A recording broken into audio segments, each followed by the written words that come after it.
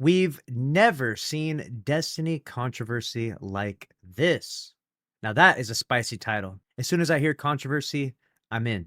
Let's see what Evan F is cooking up here. Stranger to controversy, especially in the cheating department. Destiny is no stranger to controversy, especially in the cheating department. But the controversy that has transpired in the past week is completely unprecedented in the 11-year history of both the game and Bungie. I have taken the time to speak to the individual at the center of this drama, as well as those who were first to uncover the controversy and therefore have some major developments on the situation and further accusations to share with you all. Epic Desert Perpetual launched on September 27th and surprised pretty much the entire community with its brand new encounter that unearthed a mythical Destiny location that many thought that we would simply never see playable. The raid race itself was a pretty entertaining one that ramped up significantly once the final boss had been reached. Around 8 hours into the race, we were tracking 4 or 5 different teams who had the teams.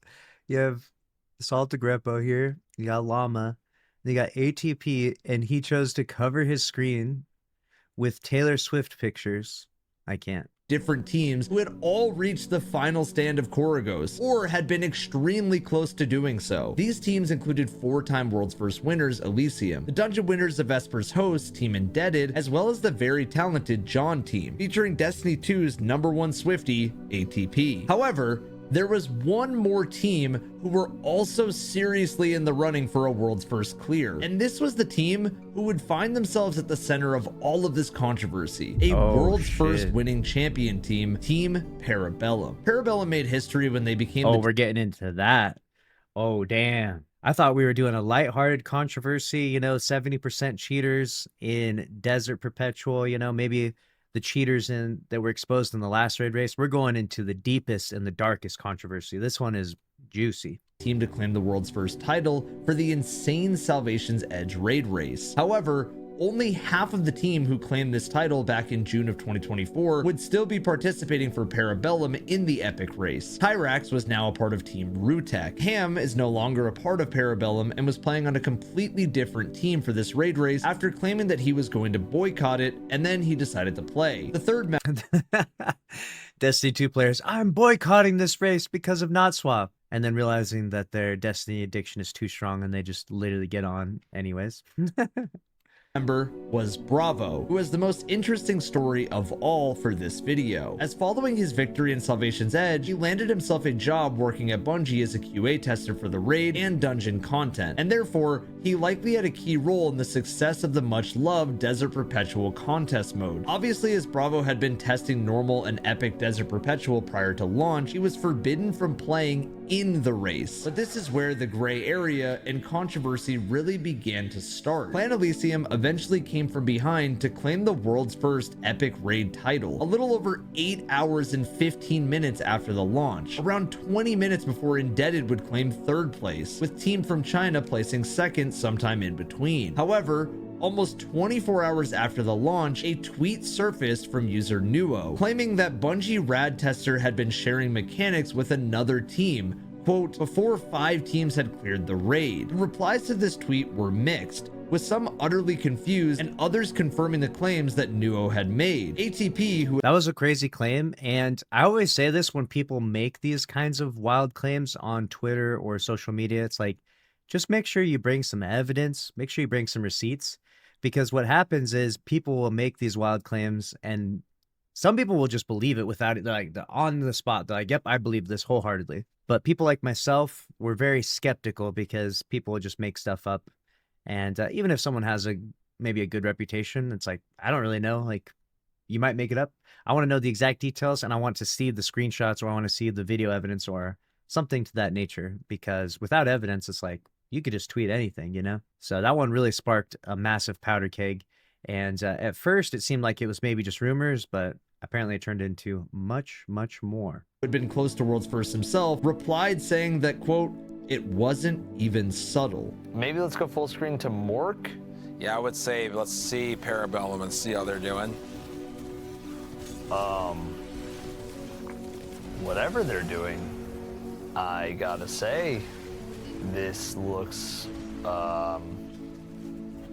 really insane. What? This is before they're even going to damage, CB. I know this one. What This did is- they do? I honestly, Evan, maybe discover what they actually were needing to do. Yeah. I spoke to Nuo about where these accusations stem from, and the answers are really interesting. He told me that his team had heard through the grapevine that there may be a way to extend the damage phase, and as they had connections with Parabellum mutually, were told by Parabellum the mechanics to extend the damage phase after Parabellum had already cleared. While this didn't raise any suspicion initially for Nuo, he went on to explain that a few hours after his own team's clear, that following the discussion with Vesper's host winners of Team Indebted, something wasn't adding up, leading him to create his Twitter post the next day after rumors were beginning to gain some credibility. However, most shockingly, other accusations other than the mechanic sharing were also rumored to have happened. Those we will discuss later on. After the normal mode of Desert Perpetual had become the most cheated raid in Destiny history, the last thing Bungie needed was cheating or placement controversy once more. However, what they really didn't need was the finger to be pointed internally at employees. Many within the raid racing scene immediately knew that these accusations were about Bravo, but the extent of the accusations is what became a little bit more confused as the news spread across the community. Some interpreted that Bravo had been actively guiding Parabellum through the Koragos fight as a way of aiding them to another belt, and therefore break. See, that's the part that's really interesting is as soon as people put forth information or ideas that they were getting fed mechanics after the world's first, people then take it to the extreme, right? And so you can kind of bypass a lot of this if you just show whatever sort of evidence you have. Like, obviously, it's just a rumor if there's no evidence at all. So maybe not even worth talking about at that point. But whatever evidence you do find for it, post the evidence. Then from the evidence, we can draw conclusions because, you know, eventually it started leading into people saying that they maybe cheated for their world's first in Salvation's Edge, which is an absolutely crazy claim. There's not any evidence to prove it or to lean into that idea at all. But considering that they're doing cheesy / cheating things right now, or whatever this is, right? Whatever you want to categorize this as, it's not hard to throw shade at all of their accomplishments, right? Because people will say like, oh, once a cheater, always a cheater, right? An NDA, also known as a non-disclosure agreement. However, this seems as if it's entirely untrue. Twitter user Shut Up Fetty pleaded the defense of Parabellum, claiming that he had access to the team's voice call throughout the race, and said that at no point prior to Elysium's completion did Bravo join or share any information to Parabellum. However, Fetty's desperation to defend Parabellum may have slightly backfired and caused harm for Bravo, as he publicly confirmed that Bravo had indeed shared mechanics at some point, just not prior to the completion. Fetty initially claimed that Bravo had joined, quote, an hour after Salt cleared. After checking online, this appears to be misleading and untrue, with another Twitter user, Multimac, all but confirming that Bravo instead started to help less than 30 minutes after the world's first clear had been seen, and actually before the clear had been officially confirmed by Bungie. However, So that's where things get really spicy and really crazy, because let's give the like chronological order here, right? So at least we're just speaking specifically for Contest, Epic, Desert Perpetual. Saltagrepo's team clears, finishes the raid. Bungie announces that they will be reviewing the clear 5 minutes afterwards, right? An hour later, they announced that it was legit. Saltagrepo and them are good. They really won. In the middle of them reviewing Saltagrepo's clear, Bravo joins in onto Parabellum and explains the mechanics to them so that they can then finish the raid. So the problem is that according to like the TOS of Bungie devs or people that work on the raid, you can't join until after the world's first is cleared, right? Well, Saltagrepo cleared, but it wasn't officially announced yet. It's an interesting gray area there, right? I still just think it's weird for a Bungie dev to join at all during contests. Like, let's just not do that. You know, if a team of Bungie devs want to play together on their own free time and by themselves, like 6 of them, right, to enjoy the contest experience, that's fine. That's a whole nother thing. They understand the mechanics. They understand, you know, they know what they know about the raid going into it. They're going to know more than the average person. That doesn't ruin anyone's experience. That doesn't give them an advantage or anything, you know, and they may want to enjoy the raid. But it's different when it's like 6 Bungie devs versus when it's like 1 Bungie dev that was a former player giving information to his former team. Very weird. Things would only get more complicated and confusing from here, as people began to speculate on the potential legal complications that might arise from this. Bungie employees, of course, enjoy playing Destiny, but the exact rules surrounding their participation in events are not entirely clear. Sharing mechanics or information as a way of helping a team win would obviously be a complete breach of contract and inevitably result in legal action. However, the precise moment when this NDA ends is publicly unclear. A former Bungie employee and Twitter user Epionzilla replied to Giggs on Twitter saying, quote, "As far as I remember, we weren't even allowed to partake in the race." One may expect— Interesting. Wow. So a dev says they're not even allowed to partake in the race. So that's the problem, is that the TOS in regards to Bungie employees participating in the contest race is very blurred. It just seems like you would err on the side of caution though, right? Like if you cared about your job and your career, which is much more important than playing a damn video game, like let's be real here for a minute, you'd think you wouldn't even risk it or do anything that could potentially jeopardize your reputation within the company, even if you didn't get fired, right? Even if you didn't do anything wrong that's against terms of service, just the reputation that surrounds you for doing something like this is just odd, right? It's just very bizarre behavior in general. I don't understand how someone could even get to the point where they would want to do this. This quote from a former employee would clear the whole situation up and render Bravo guilty, but it in fact did the opposite, as people now began to speculate when the race was technically declared over. Was the race over when contest mode ended? Was it over when the eventual world's first team cleared the raid? Or was it declared over when Bungie formally announced the winner? The reason for— So there it is. So the world's first race being over is a very vague thing to say, right? There's basically three working definitions, which is the first one is when the team crosses the finish line first, clears it. The second one is when Bungie announces that that team is legitimate, which technically is the end of the world's first race, but the actual contest still goes on and there's still placements like second, third, fourth, 10th, top 100, etc. There's no awards for that in Destiny 2. There are in Destiny Rising, but there's no awards for that in Destiny 2. If there were awards for second or third or even further, right, then the race would absolutely still be continuing. So the claim that maybe the race goes on even after World's First is kind of a gray area, and it's maybe left up to interpretation. I think most people would assume that the race is over, like the World's First is done. Usually that's what unlocks the normal mode of the raid as well. So, I would say that I would think that the race is over at that point, but there is still an incentive to clear in 48 hours because you get the emblem, right? You can, if you care at all, you can get a placement, like you can place in the top 50, top 100, which is, some people care for that, others not so much. Yeah, and people do get these placements because you can get your name out there as being a talented player, right?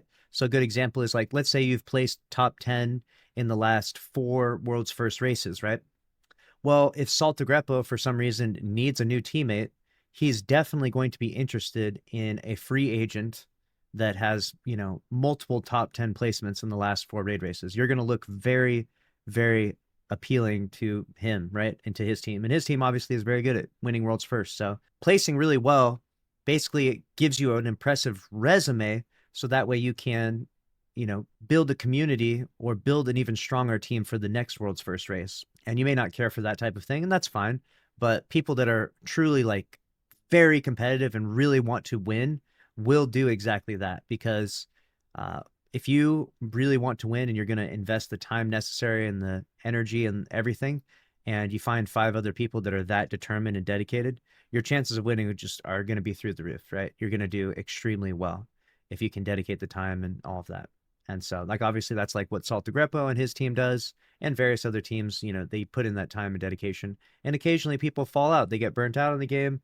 They, stuff in real life comes up and they leave their team, and then they have to recruit new people. So placements are important in that regard. But I know most people out there watching this are like laughing when they hear placements, because like, dude, who cares, right? This clarification was important, as it would ultimately determine the severity of any action Bravo could face, ranging from a complete breach of an NDA if he had shared info before an official Bungie confirmation, to him technically doing nothing wrong at all if the race was declared over once Elysium cleared. Epi and Zilla further added to this conversation by saying, quote, "I left the studio a few years ago now, but I'm pretty sure the team still considers the exclusive emblem a worthy reward, which means that employees should probably restrain themselves during that lapse of time." Speculation into the consequences Bravo would face came to an end 3 days after the race, when the community realized that all association to Bungie was removed from his Twitter bio, all but confirming that he had been likely fired or asked to leave his role at the company. I decided to do my part. It was either that he was likely fired, or maybe his like 6-month internship or whatever that was is over now. So there's a bit of speculation there. In terms of not making this about drama, but making this about facts. And I reached out to Bravo following this revelation and asked him for his side of the story on the matter. And this is what he had to say. Quote, "What I can say is that I never intended to be malicious. I'm just a mega fan of the game and didn't separate that part of me with the professional part, which resulted in a very stupid mistake that I shouldn't have needed to learn the hard way." He would continue to confirm that he was no longer affiliated with Bungie anymore in any way, before defending Parabellum's role in the controversy with, quote, "Parabellum is a team of genuinely good people. They never asked me for secrets or strategies for racing, and I hope my actions don't bring them down in any way." I think that's a pretty fair response. I mean, when you're that dedicated to the game, you literally got world's first and Salvation's Edge. I can understand like maybe placing too much importance on these world's first races and maybe wanting to win and maybe blurring the lines of like what is more important. So I think that it definitely got away from him. Like I kind of believe that part of it. It definitely sucks that this happened, and obviously others will speculate and, you know, create their own theories about what else may have happened. And there's nothing you can do to stop that necessarily, but I could see how it could lead up to that. It's still just so weird to me though, because, you know, you're talking about your job and your career, like your entire career is not necessarily ruined, but like your reputation, your professional reputation within games industry is pretty tarnished. So that's tough. You know, you're going to have a hard time finding other jobs in the game space, I think. And you're also going to have a hard time playing Destiny 2. Because people are going to associate you with like cheating and, you know, exploiting and doing shady things.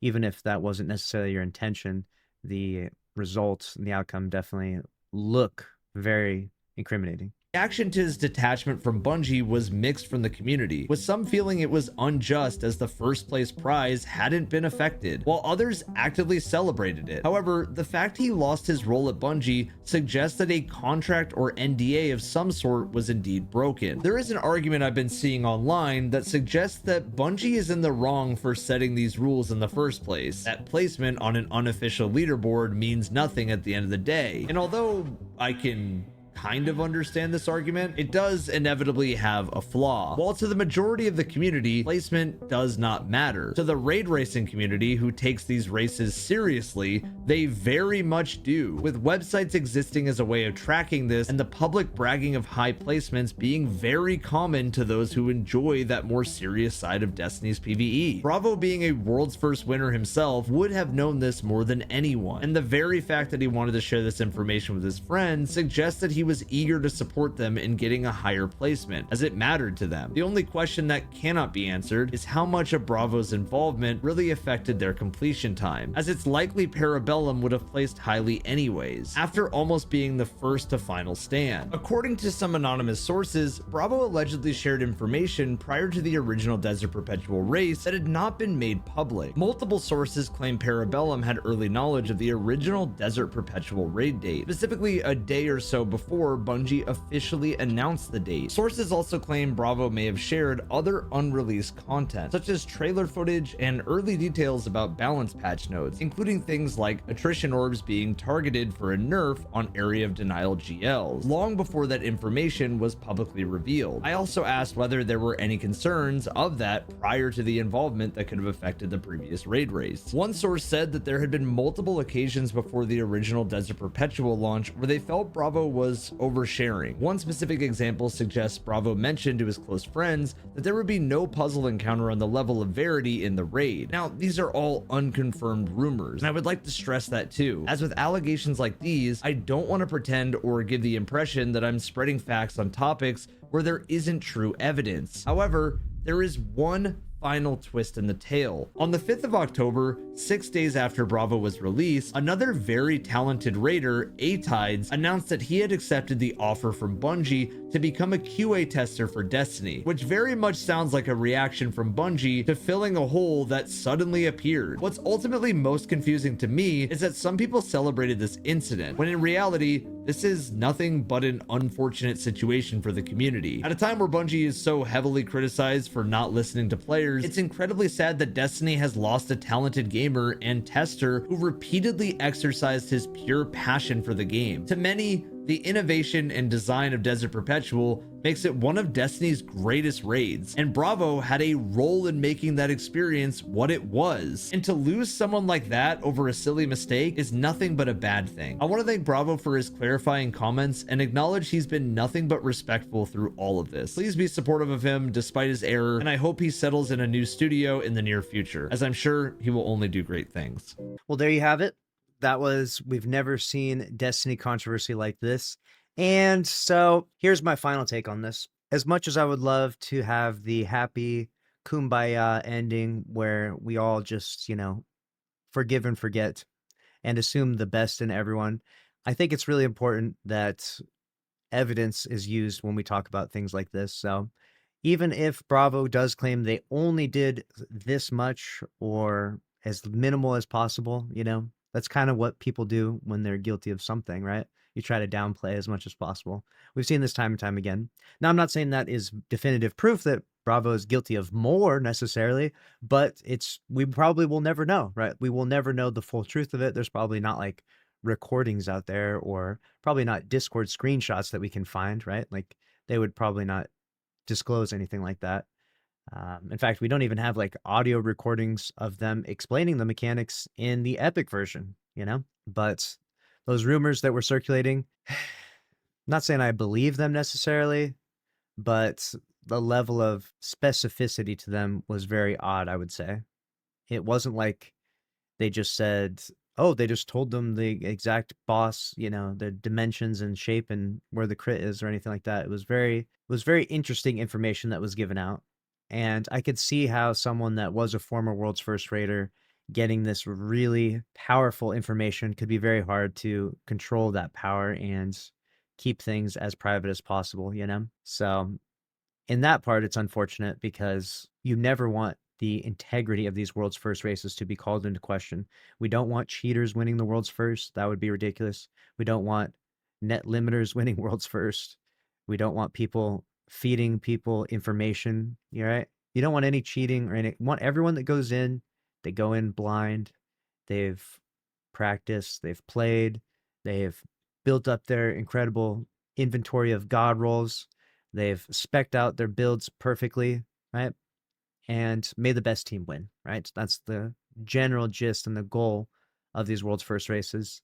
And when people bend those lines in any sort of way, it's very frustrating. It's very frustrating.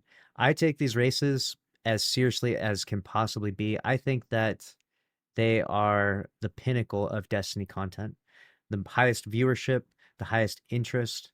Whenever you hear Destiny trending on like the Google charts and stuff, it's because of these raids. These raids are massive for Destiny, and the first raid race having 70% cheaters sucks, and potentially even people feeding them information definitely sucks. The second one, having people feeding the information after World's First, but maybe before it's announced, weird and lame. I think that it would be wise for Bungie to clarify the exact terms of service of how employees that have sensitive information, how they can interact with this raid. I'm a big fan of, if you're a Bungie dev, you can play contest raid in the studio, like before it's launched. You could just play the contest raid, experience the mechanics. You know what I'm saying? Like you can play it a week after it launches. You literally have the tools in the studio to play the game in any given state that you want. So the Bungie devs should probably just stay completely away from this. They should not be involved in, of course, spreading any information. That's just an obvious. The second is they probably shouldn't even be in the contest at all. Any Bungie devs, any actively working Bungie employees on any game, even if they work on Marathon, probably should not be involved at all. It's just better optics for you as a company. You don't want this PR. You don't want people to think that you've got dirty employees that are feeding Destiny 2 players mechanics to diminish the quality of your world's first race. You don't want that PR. That's terrible. That helps no one at Bungie in any capacity. Some of the Bungie employees, they're very dedicated, they're very passionate, they want to play, that want to experience things with the players. Too bad. You know what I'm saying? Too bad. You are a Bungie dev. You signed up to make the game. You don't get to play the game the same way the players do. And it's an unfortunate thing, but guess what? Too bad. You're going to have to just play another game if you want to be involved with the community, because you got to focus on developing the game and not let stuff like this happen. This is really bad. And the fact that this is even speculated that mechanics are given out like this is just, the optics are terrible, right? This is a terrible look for Bungie. And I hope that we never hear of anything even remotely close to this. I hope that they give a very clear update to the terms of service. I hope that they even incorporate pursuing legal action against their own employees, because if you work at Bungie, you should be fucking terrified of this. This should be like the worst thing you could ever do. Like, you're talking about potentially ruining the integrity of like the most important day in Destiny's annual calendar. You know? Like, that's like, this should be in the hierarchy of things that you could fuck up while working at Bungie. This should be at the very pinnacle, right? This should be the worst of the worst. There can be nothing worse, right? It's one thing if you leak something. Yeah, I mean, not that you should, but say you tell your friend, oh, there's going to be this new exotic, get ready to have an energy scout rifle, like, not that you should do that as a Bungie dev, but if you did, like, okay, whatever, you leaked the exotic scout rifle to your friend, big whoop. I don't really care that much, but ruining the integrity of the fucking raid race, dude, this is like the worst of the worst of the worst, like, so bad. You should, there should be an update to the terms of service. There should be significant legal ramifications against the person that does this. Like, I'm talking about being sued big time for millions because you're costing the game in a way that is irreparable. It's irreparable harm, irreparable damage. Not good. Now, I'm not saying that this should necessarily be put onto Bravo, but I would not be upset if Bungie did launch a thorough investigation into them and into the exact actions that they went through. I would say kudos to Bungie. I would say that's great. If an investigation went through, I don't know that they have the grounds to do so. I don't know if they have the legal rights to do so, but that would honestly clear up some stuff. We probably wouldn't hear about it. It would probably be a private investigation, but it would be good to know what the hell happened here and to make sure that something like this never happens again. Like, this can never happen again. And people had been talking about this for months before. Yes. And that's why I said earlier that, so I'll give you a good example. People had been talking about this before Desert Perpetual came out. And here's the reason why. Because the team had won, Parabellum had won Final Shape World's First, right? And then shortly afterwards, one of their members left and became a Bungie dev.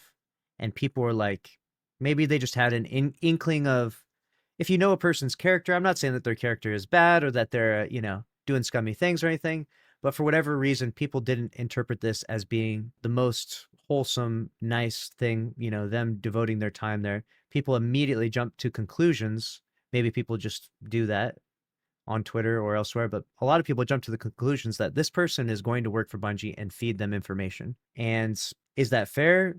No, not without evidence. It's not fair. But does that say something about their reputation or about the way people think of them or the way people talk of them? It does. It does to a certain degree. You think, like, why would people even speculate that? That's the first thing people say as soon as you join Bungie is that, oh yeah, they're going to feed their team information or something. It's like, damn, it's kind of weird. It's a very weird thing to say, or a very weird rumor to spread around without any evidence. And it went from that rumor all the way to this, all the way to this. And it shows a level of recklessness from them It shows a level of like a disconnect from reality almost. And, you know, it's just shameful. It's just shameful. And I'm not here to bash anyone. My opinions are just from speculation and from what has been shared. So I have to give the asterisk of allegedly, right? There's a lot of allegedly happening right here. There's not a lot of evidence in the situation, which is bad. It's always bad, you know, because I think that trying to convict someone of anything without evidence is always a bad thing, right? Now, it is what it is. It's already done. Damage is done. They don't work at Bungie, so there's no point in speculating anymore, I would say. I think that it's probably over and done with, and, you know, hopefully everyone learns a lesson from this, and hopefully we do see some change and some updates from Bungie.